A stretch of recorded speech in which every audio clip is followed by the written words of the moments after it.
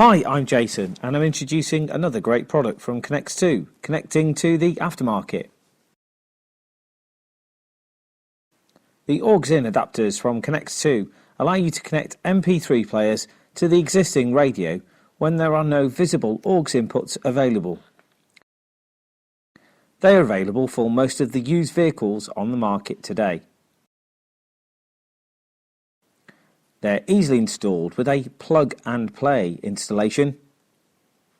The unit then operates using either the existing AUX-in button or CD button on the radio.